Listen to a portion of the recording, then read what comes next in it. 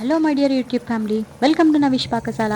Hi అండి, ఎలా ఉన్నారు అందరూ? మీరందరూ బాగున్నారని అనుకుంటున్నాను. నేను కూడా చాలా బాగున్నా అండి.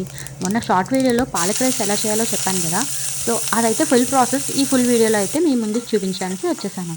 సో ముందుగా అయితే పాలకూరని నేను కొంచెం నీట్గా శుభ్రం చేసుకొని కుక్ చేసుకున్నానండి. కుక్ చేసుకొని అందులో చిన్న సాల్ట్ వేసుకోవాలి. కుక్ చేసుకున్న దాన్ని పక్కన పెట్టుకొని నేనైతే చాలా సింపుల్గా అయితే చేశాను ఈ ప్రాసెస్ని.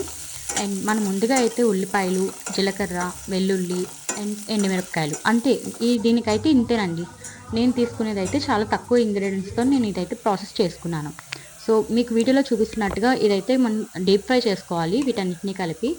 సో మధ్యలో అయితే నేను కొన్ని మొక్కలు చూపించాను కదా, అవన్నీ ఆర్టిఫిషియల్ ప్లాంట్స్ అండి. నా వీడియోస్ కోసం అని చెప్పి మొన్నే ఆన్లైన్లో పర్చేస్ చేశాను. ఈ పాలక్ రైస్లో అయితే నేనైతే చాలా తక్కువ మోతాదులో ఉప్పు కారం వేసుకున్నానండి. సో మీరు చూస్తున్నారుగా వీడియోలోని, చాలా ఒక టేబుల్ స్పూన్ కారం అయితే వేసుకున్నాను, పసుపు అండ్ సాల్ట్. అండ్ ముందుగా ఉడికించి పెట్టుకున్న పాలకూరని తీసుకెళ్ళి గ్రైండర్లో వేసుకొని నేను దాన్ని అయితే ఇలా మిక్సీ చేసుకున్నాను. ఆ మిక్సీ చేసిన పేస్ట్ని ఇప్పుడు మనం ఇందులో యాడ్ చేసుకొని కొంచెం మంచిగా కుక్ చేసుకోవాలి. ఇలా కుక్ చేసుకున్న ఒక 2 మినిట్స్ అయితే నేను కుక్ చేసుకున్నాను, ఎక్కువసేపు లేదు. ఎక్కువసేపు ఉంచితే మళ్ళీ నేను స్టీల్ కళాయిలో చేస్తున్నాను కాబట్టి అడుగు పట్టేస్తుంది. సో అందుకనే నేను అలా కాసేపు గరిటెతో కలుపుతూ కొంచెం వాటర్ అయితే కన్సిస్టెన్సీ బాగుండడానికి కొంచెం వాటర్ అయితే యాడ్ చేసుకున్నాను.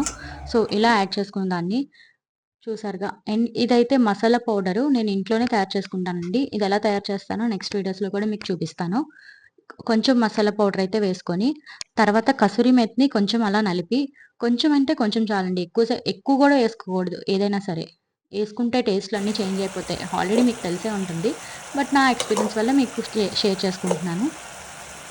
చూసారుగా మంచిగా కుక్ అవుతుంది. ఇలా కుక్ అయిన దాంట్లో నేనైతే రైస్ వేస్తాను. ఇంతకీ ఈ రైస్ అప్పుడప్పుడే కుక్ చేసిన రైస్ అయితే కాదండి. మేము ఆఫ్టర్నూన్ కుక్ చేసుకున్న రైస్ ఈవినింగ్ ఉంటే స్నాక్స్ ఏం లేకపోవడం వల్ల ఇలా రైస్ అయితే పాలక్ రైస్ చేసేసాను. ఇంతకీ నా ఐడియా మీకు నచ్చిందా? ఇన్‌కేస్ నా ఐడియా మీకు నచ్చినట్టయితే ప్లీజ్ లైక్ చేయండి, షేర్ చేయండి, సబ్స్క్రైబ్ చేయండి, మన ఛానెల్‌ని సపోర్ట్ చేయండి. ఇలా సింపుల్‌గా చేసుకున్న పాలక్ రైస్‌ని వేడి వేడిగా సర్వ్ చేసుకొని తింటే చాలా బావుంటుంది. Thank you.